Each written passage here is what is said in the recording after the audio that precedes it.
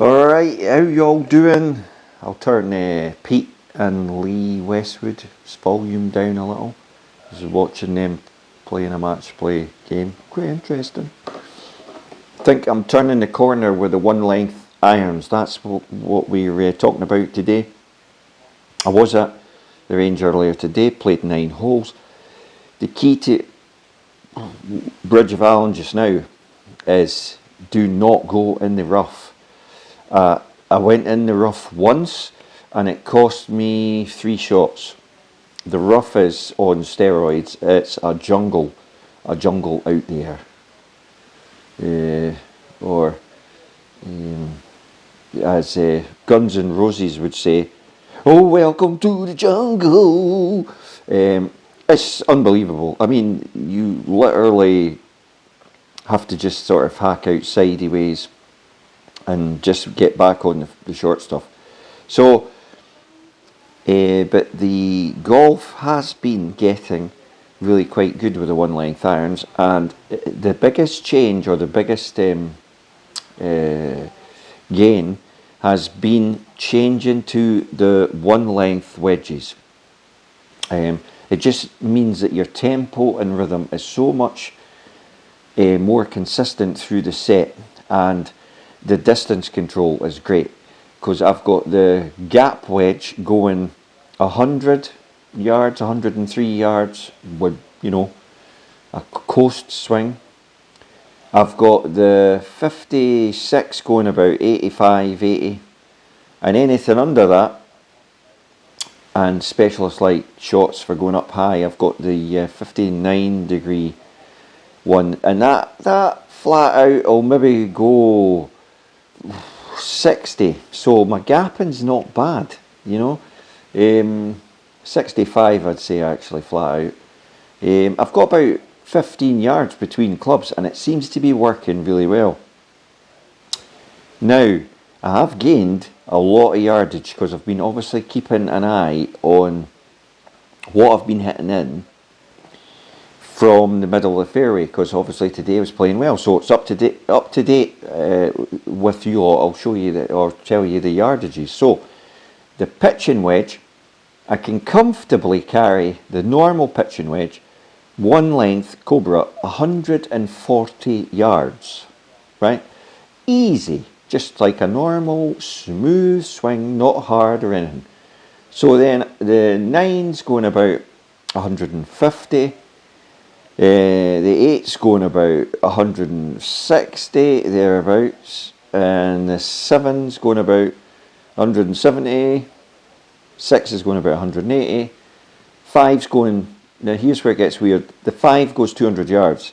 Now obviously, give or take, that's quite handy to have in the bag, and in certain circumstances, obviously if it's downwind, you know, and I had a shot at 200 yards, I would probably be hitting a 6 iron, possibly a 7 iron, because one thing I've noticed, with these one length irons, the ball does go higher. So if you are downwind, you can take advantage of that and hit at least one less club than you normally would, and you get the yardage. And because it's coming down higher, you're getting the stopping power as well, even though the greens are firming up. And obviously they have dramatically got faster. So much so that I actually feel that the Seymour is better. It's good on slow greens. It's a lot better than any putter I've had on fast greens, because you can just like gauge the distance from the feel off the face. It's very feel orientated, that Seymour putter. So good for fast greens. Obviously, we put the Adams hybrid iron in the bag. Been using that a lot off the tee.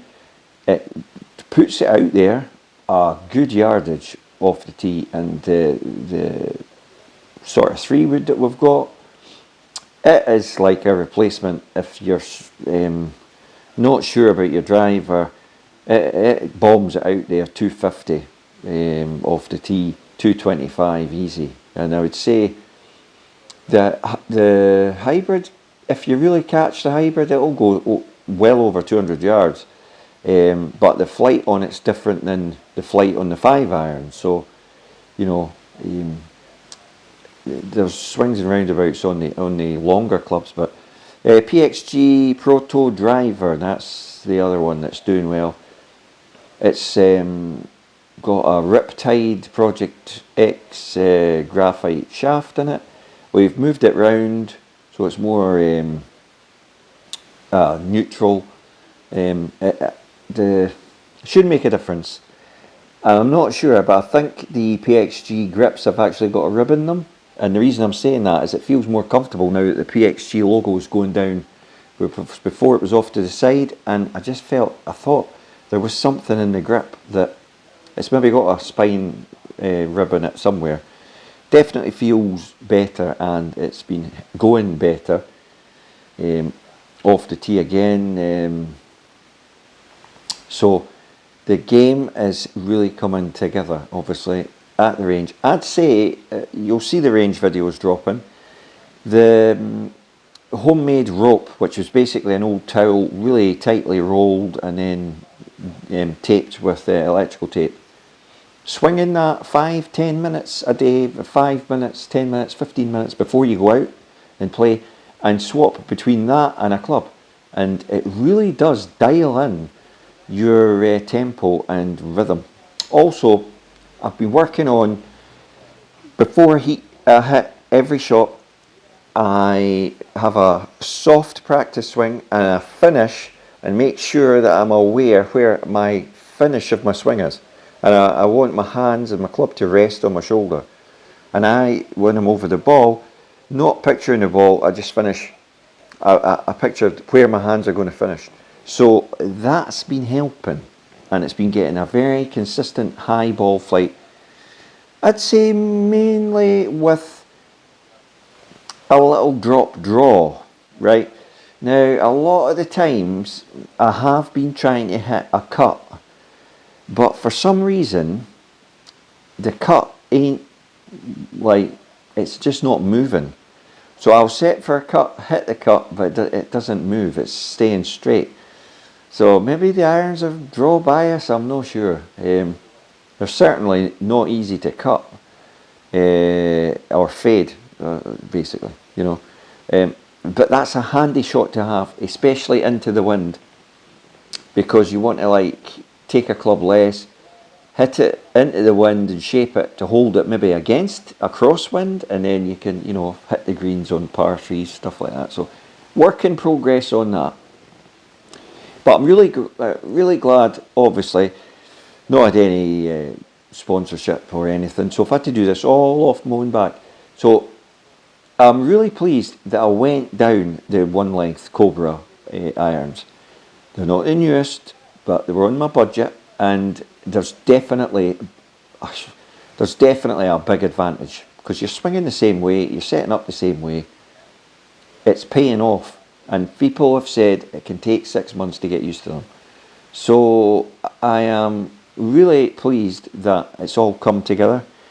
We did take a couple of weeks to get those wedges sorted. After speaking to Lewis, I just decided I need to take his advice, put the shafts to 7-iron, put a bit of padding in the grips, and it just gives you so much versatility, because you can go down the grip, you can go up the grip, but you're standing the same.